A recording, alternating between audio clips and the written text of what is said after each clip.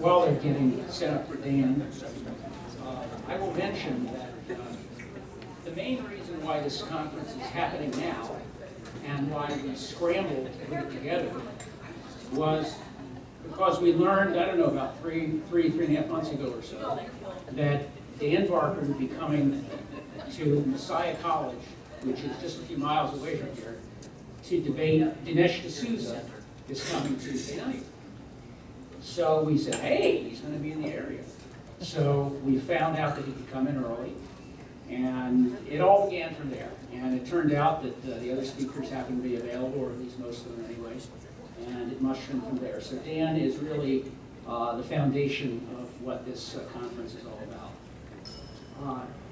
Dan, by the way, will be having an we're having a talk tomorrow afternoon, I think at 2:15, and but for now, he's going to entertain us. Dan is the co-president, along with his wife, Annie Laura Gaylor, of the Freedom from Religion Foundation. I'm sure most of you know about that. Their monthly newspaper is just the greatest thing. If you're like me, you eventually read it from cover to cover within a week or two after you get it, sometimes within hours if you get it. Their organization are the legal bulldogs that we can always depend on if something comes up, particularly even in local issues, like if you're familiar with what's going on down in Greencastle, the school district down there, Franklin County, or wherever it may be. They're based in Madison, Wisconsin. And I believe Dan, where's Dan, by the way? It's on the second. Where's it? Dan met Annie Laurie on the Phil Donahue show, was it? Wasn't it on some show? Weren't you? Oprah Winfrey show, okay. Way back in 1984. I think it's on the internet. I think you can see clips of that on the internet.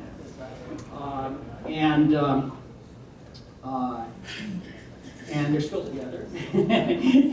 And she doesn't travel as much as he does. He mentioned to me, maybe talk tomorrow about this, but he's been invited to participate in the Oxford debates. I think we saw some of the Oxford debates here. And he's here to prove that Steve Martin is wrong when comedian Steve Martin says, atheists ain't got no songs, right? So, please welcome Dan Barker.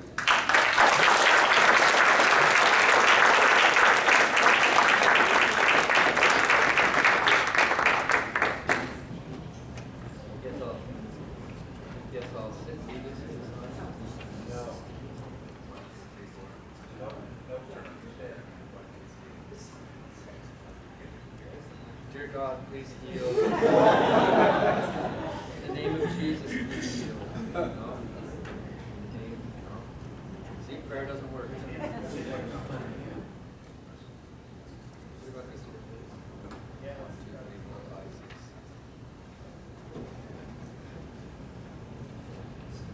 1, 2, 3, 4. No?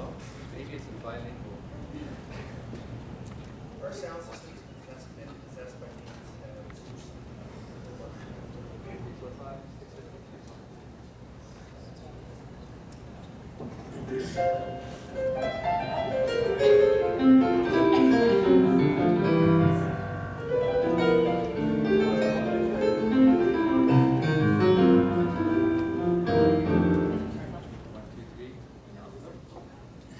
We need a miracle.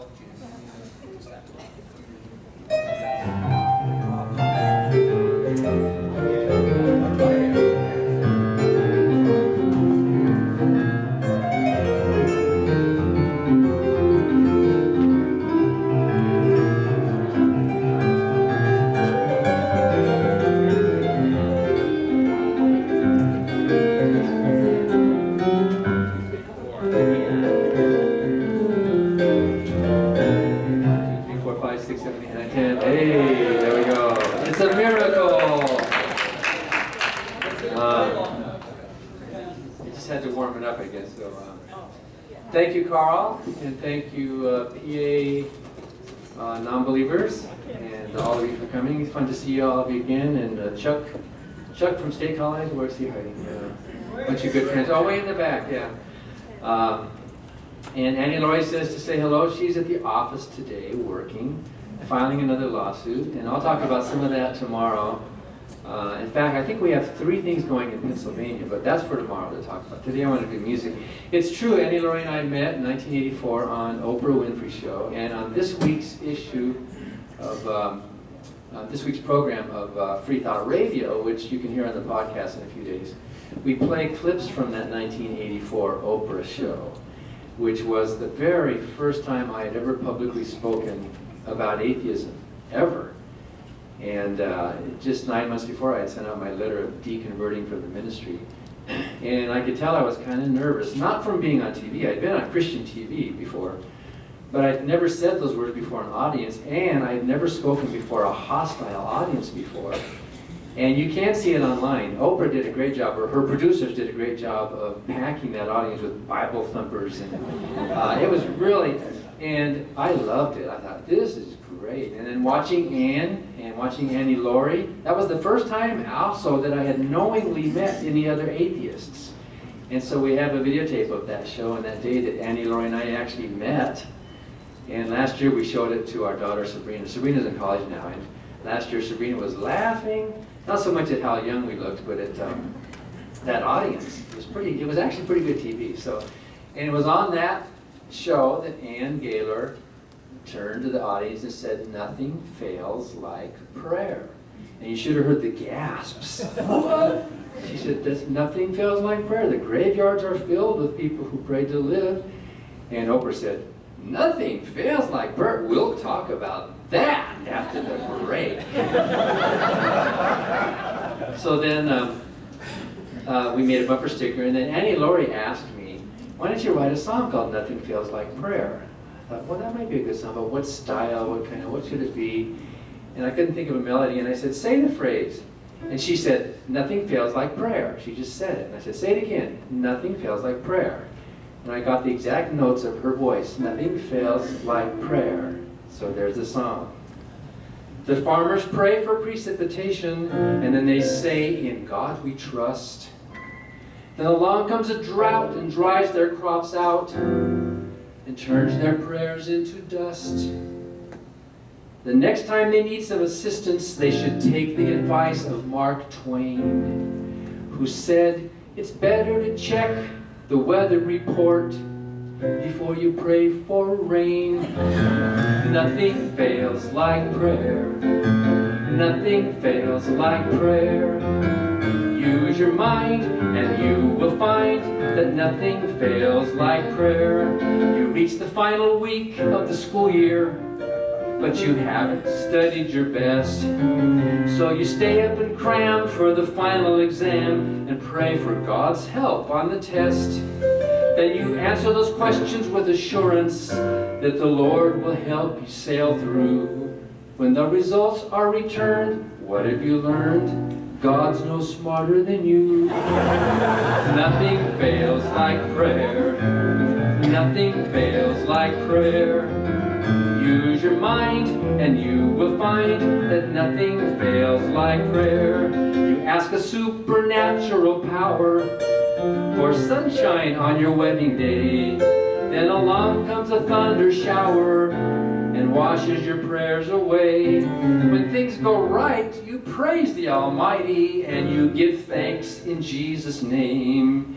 But when things go wrong, you change your song and God never gets the blame. Nothing fails like prayer. Nothing fails like prayer. Use your mind and you will find that nothing fails like prayer.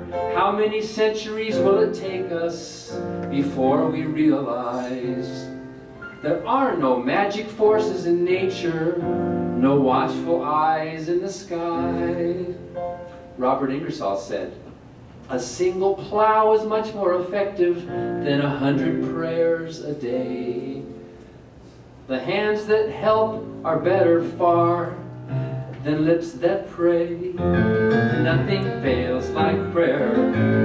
Nothing fails like prayer. Use your mind and you will find that nothing fails like prayer.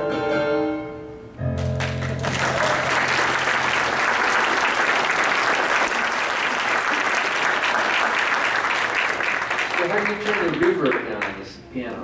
Do you know? It sounds like a heavenly choir or something. It sounds like there's a spirit in there. It's not too bad though, is it? Well, that'll work. All right, we'll go with it.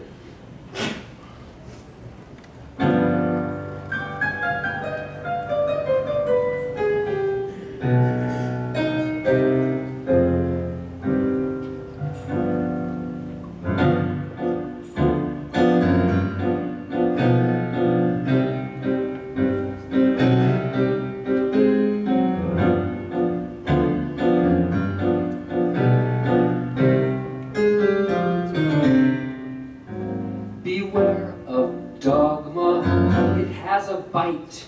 Beware of dogma, it wants a fight. Beware of dogma, it will ignite a holy war by itself. Beware of dogma, it'll trap your mind. Religious dogma, it'll make you blind. Beware of dogma, it's not designed to let you think for yourself. If we let it out in the universe, there will be no doubt everything is worse. Beware of dogma, don't let it loose, that unchained dogma. It'll reproduce, tie up your dogma. There's no excuse for ignorance anymore.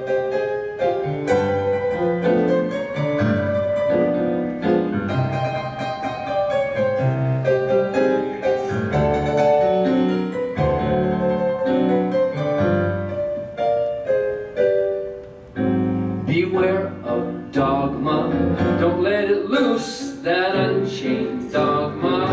It'll reproduce, tie up your dogma. There's no excuse for ignorance anymore.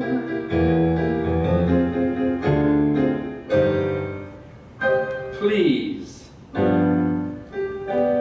clean up after your dogma.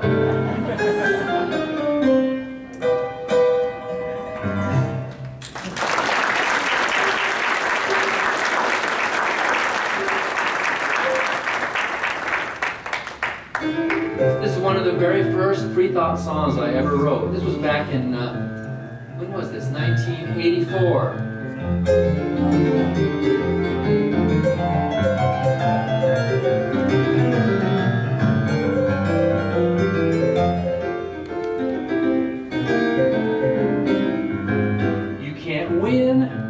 You can't win with original sin. It doesn't even matter how intelligent or kind you may have been. You just can't win. It was all over before it began. You were doomed in the fall of man. You can't win. I was dead. I was dead before my life had begun. I was dead because of something my great-great-grandparents had done. That's no fun. Adam and Eve didn't do any wrong. They were set up all along. They couldn't win. I've been told I must believe on Jesus Christ to be saved. But first, I must admit that I am totally depraved.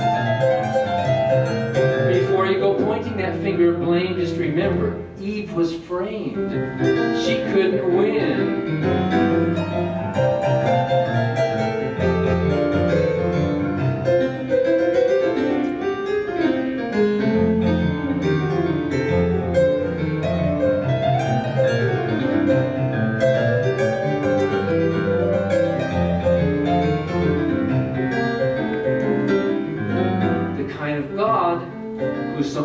secure that he needs to send me to hell is the kind of God who'd probably get a big kick out of damning all the Christians as well. They never could tell. It was all over before it began. I was doomed in the fall of man. But as a skeptic, I must insist Adam and Eve didn't really exist, and neither does God then, for that matter. And until the day that old myth is shattered, we cannot win. No, you just can't win.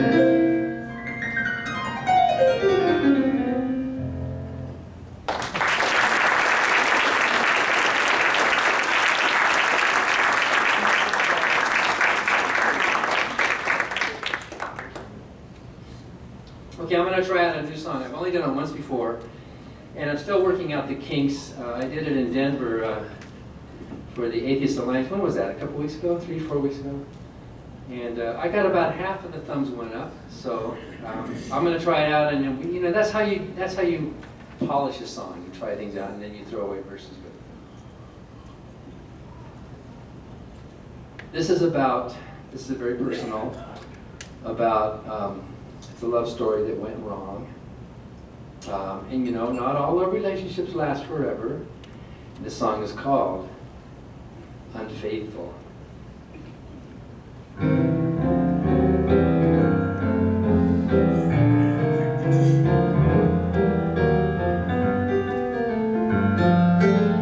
It was good while it lasted, but all good things must end.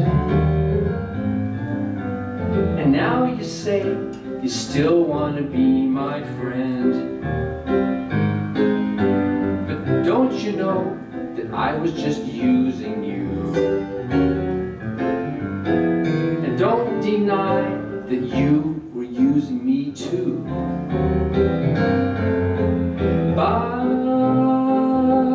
By faith,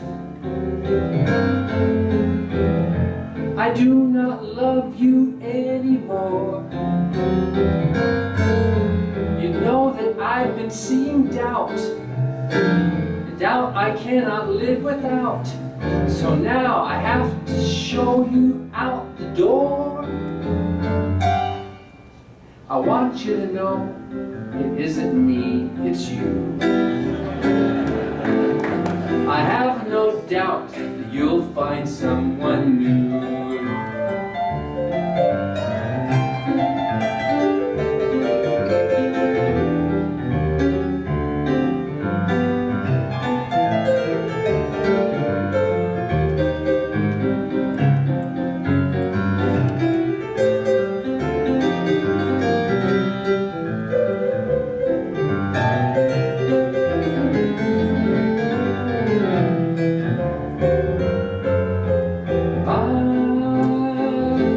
By faith, I do not love you anymore. You know that I've been seeing doubt, and doubt I cannot live without. Now I have to show you out the door. I want you to know it isn't me, it's you. I have no doubt that you'll find someone new.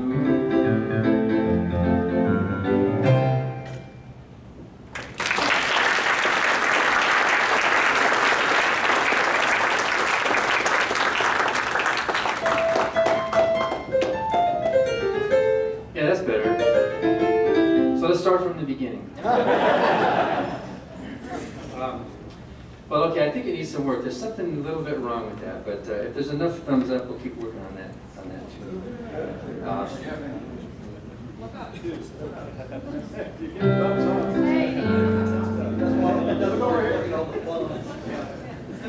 Somebody's doing this though. What's that all about?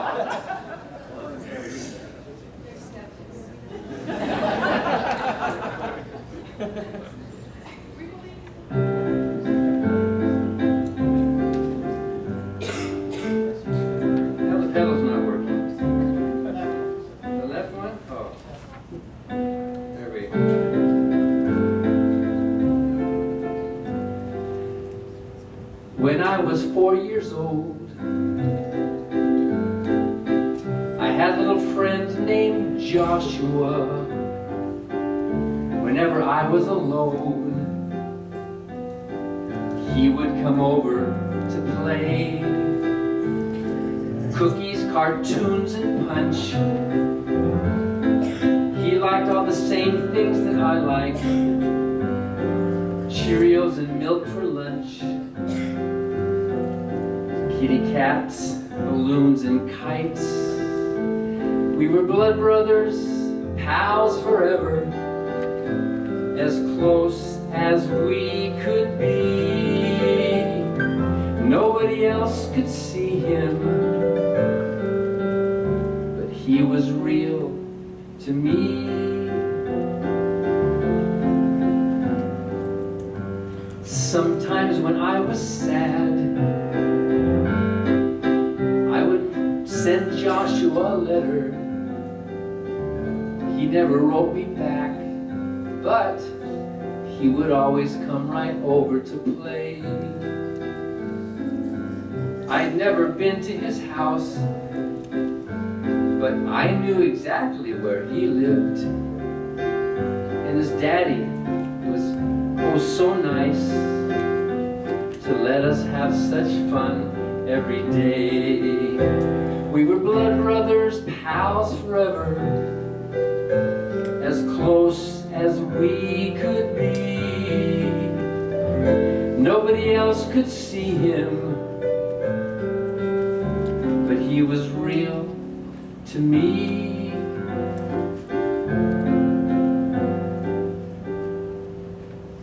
When I was 5 years old, I got really busy with schoolwork and many new friends to get to know. Joshua moved away. Sometimes I missed him so. We had had such good times together, but I know he had to go. It works out much better that way. We were blood brothers, pals forever. He was my very best friend. Nobody else could see him. I now know he was just pretend.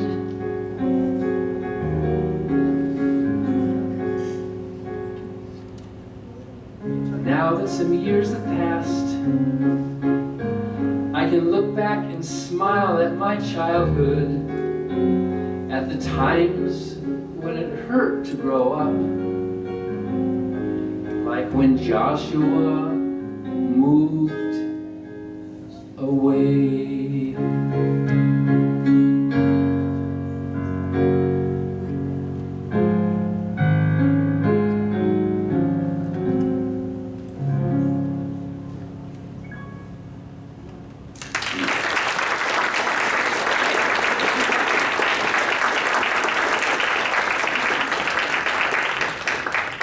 So many solutions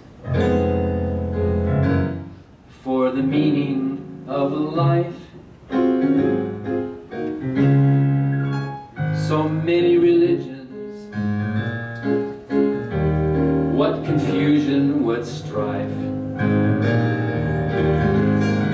They spread like a cancer. They rise and they fall. But I have an answer that does away with them all. I don't need Jesus to give me a smile. I don't need some holy book to make my life worthwhile. Just give me reason, fairness, and love, because true human happiness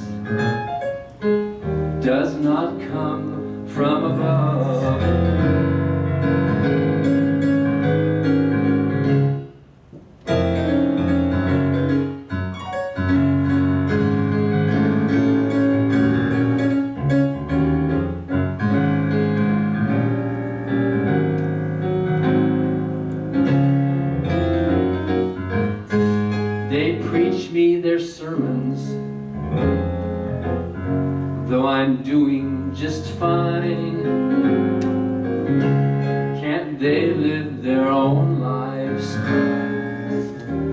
and let me live mine. They say I'm a sinner who's blind in both eyes. Oh, but I am a winner, and I can see through those lies. I don't need Jesus to give me a smile. I don't need a holy book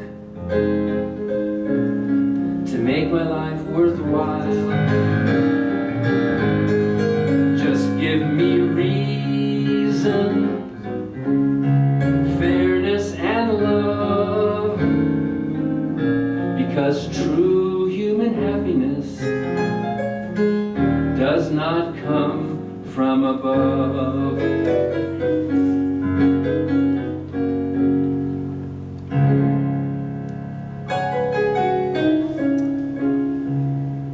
Well,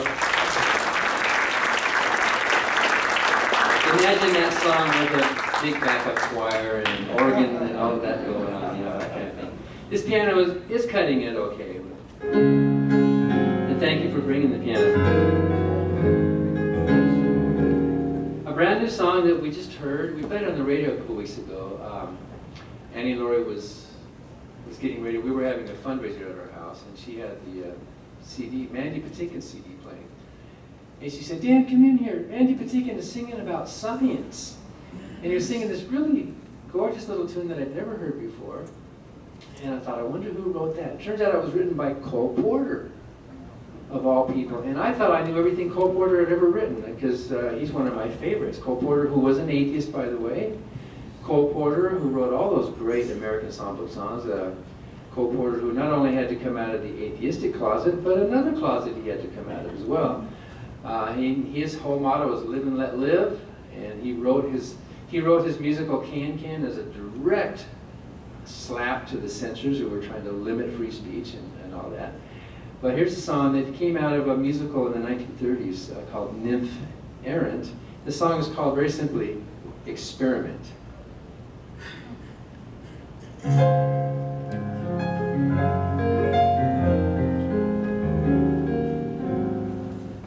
Before I leave these portals, like all unfortunate mortals, there's just one final message I would give to you.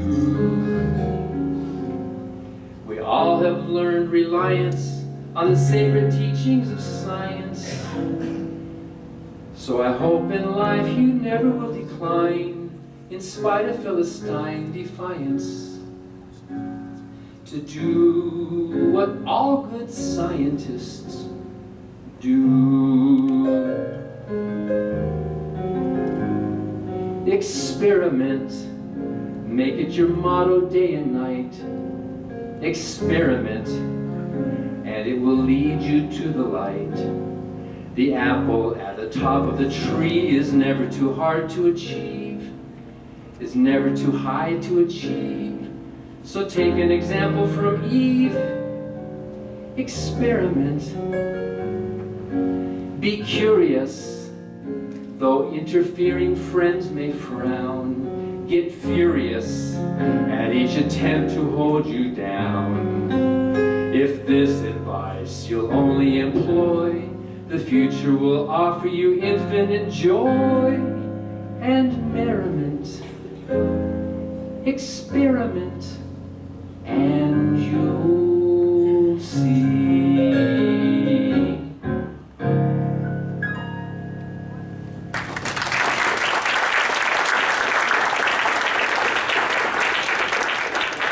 Isn't that cute? Just a simple little lyric that I wish I had learned that song years ago.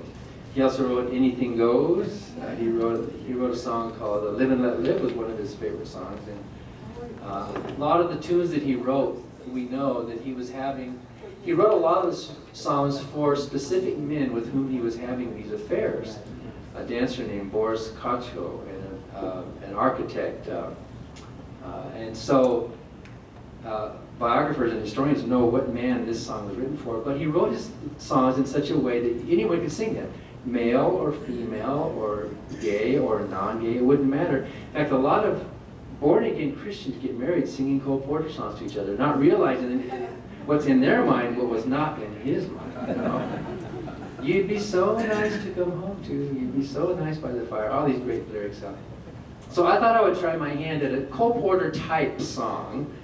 Not that I could even approach the way he wrote music, but I was inspired by reading one of Richard Dawkins' books called Unweaving the Rainbow, in which he makes a plea for integrating science in the arts. And I thought, why not just write a song that simply assumes the fact of science? This song is called It's Only Natural.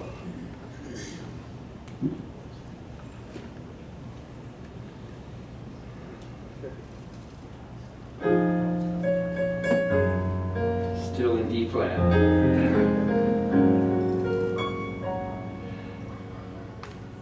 Thanks to Galileo for showing us our humble place in outer space. And thanks to Mr. Darwin for showing us the origin of the human race. Which means that our precious romance is mainly the product of chance. And these feelings of love so frenetic are just genetic. It's only natural that I would want you. It's only natural that you want me. A million years of evolution had its way, so we can blame it on our parents' DNA. I move instinctively in your direction. Somehow you signal me to turn and see. You will always be my natural selection. As a voluntary choice, naturally.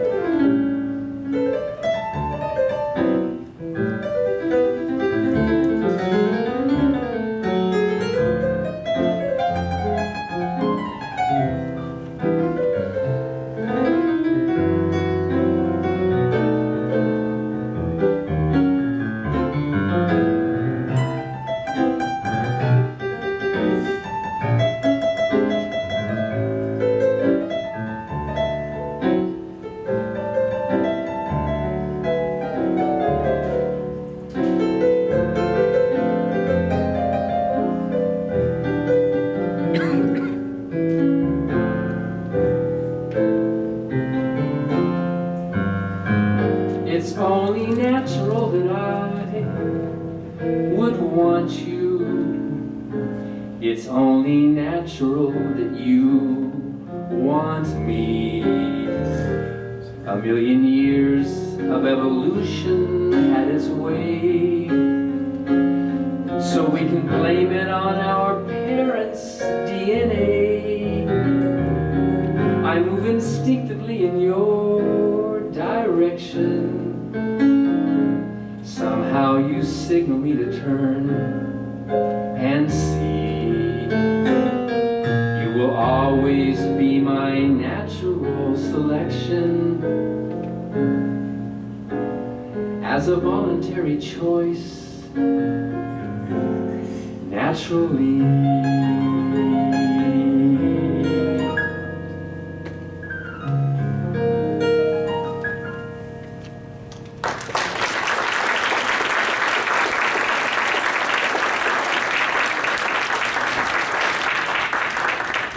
Okay, another song I don't do much. Do I have time for one more song, basically? Oh, you got time to pop 20 or 30 more. Oh, is that about it? 20? Okay, okay. I'm doing a new CD. We have 2 CDs. We actually have 3 CDs. There's a 2 CD collection of a lot of this music. And then so I'm in the studio last week doing some of these new songs. including a brand new song, which I'm not going to do for you today, because Annie Laurie made me promise to save it for our convention in Portland in a couple of weeks. Last year at our convention in Hartford, Connecticut, we gave an award to Charles Strauss. Were some of you there at our convention? You saw that? Remember Charles Strauss? He's the Broadway composer who wrote Annie. And by the way, Annie's being revived this fall. I think it's next month. And so instead of giving a speech to accept his award, Charles Strauss said, "Do you mind if I just go to the piano and play some songs?" He's in his 80s. And it was just gorgeous what he did. But during dinner, there was a film crew there, some documentary people were filming his life or something. So during dinner we're talking and there's this microphone popping up between us, like, you know, it's kind of weird, but he turned to me and he said, "Hey Dan, I've never written a song about non-belief or atheism or any of that. Send me some lyrics and I'll set them to music." And so I did, and he did. So it's a gorgeous little tune. It's called Poor Little Me, which I'd love to sing for you, but I promised Annie Laurie. I'm just dying to release the song and sing it. It's already been recorded. But in a couple of weeks, a week and a half from now, we'll debut it in Portland. And then you can hear it. I'll play it on the radio, and then you can hear it on the radio show. But anyway. But here's a song I don't get to do much that often, which I really like. I didn't write the words. It was Wallace D. McCrae, a cowboy poet, wrote a poem called Reincarnation. And I set it to music. So just to prove that we don't just pick on Christians all the time. We pick on other religious points of view as well. It's called Reincarnation. "What does reincarnation mean?" a cowpoke asked his friend.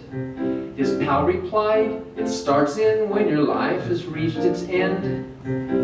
They comb your hair and wash your neck, and clean your fingernails, and they lay you in a padded box, away from life's travails.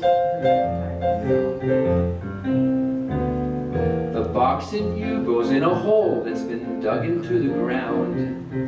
Reincarnation starts in when you're planted neath a mound. Them clods melt down just like your box, and you who is inside. And then you're just beginning on your transformation ride. In a while the grass will grow upon your rendered mound, until someday on your mouldered grave a lonely flower is found. And say a hoss should wander by and graze upon this flower that once was you but now became your vegetative bower.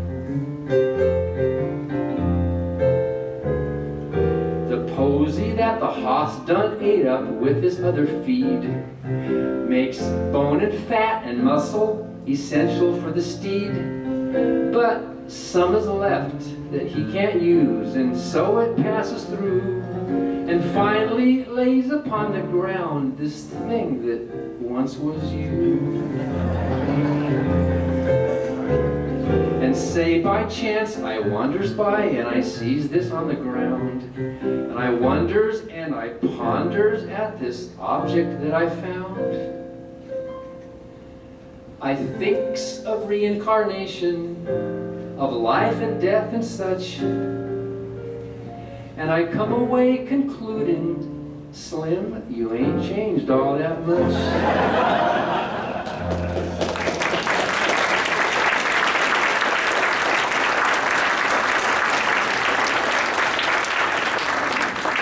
Well then let me end with another country tune. Country's not my favorite style, but I like country that's done well. My mother loved country music, and she listened to it her whole life, and so when she was in the hospital, I told Mom, I'm going to write a song for you because you love this kind of style, and this is going to be you. She became an atheist too after I did, which is pretty neat. It's rare when the parents follow the children, isn't it? But it happened in my parents' case. And she once told a reporter, it's so great. She was a Sunday school teacher. She was a churchgoer, and she raised us all to be good believers. But she finally rejected it all too, and she said, I'm so happy as an atheist, I don't have to hate anymore, she said. So she was in and out of the hospital. She had a rough time in her early 70s. And so I said, Mom, I'm writing a song for you. This would be great. I'm going to record it, and I'm going to bring you this song. that really expresses your point of view and all that. And I had it all recorded. I had the CD made, and I was getting on the plane to take it to her, but I was too late. My brother called and said, Dan, this time she didn't. So she never heard it. So at the graveside memorial, then I got to play this song, and everybody said, yep, that's Patsy.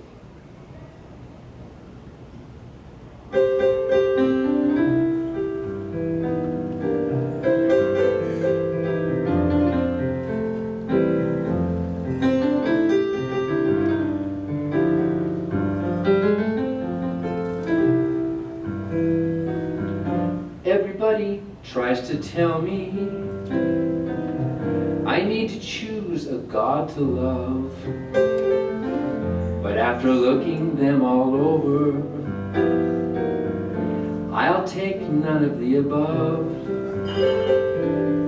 I am happy in the natural world, like a hand fits in a glove. Only sinners need a Savior. I'll take none of the above. Why talk to me of heaven? What makes you think I want to go, when it's right here in the real world, where the milk and honey flow? You preachers and messiahs, what were you thinking of? Don't need to fix what isn't broken. I'll take none of the above.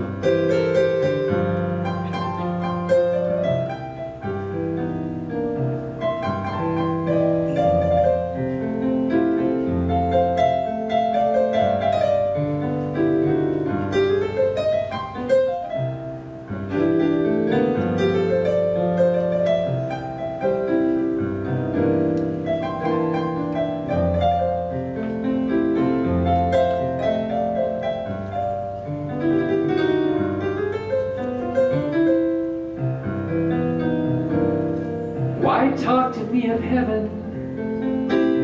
What makes you think I want to go, when it's right here in the real world, where the milk and honey flow? You preachers and messiahs, what were you thinking of? Don't need to fix what isn't broken. I'll take none of the above.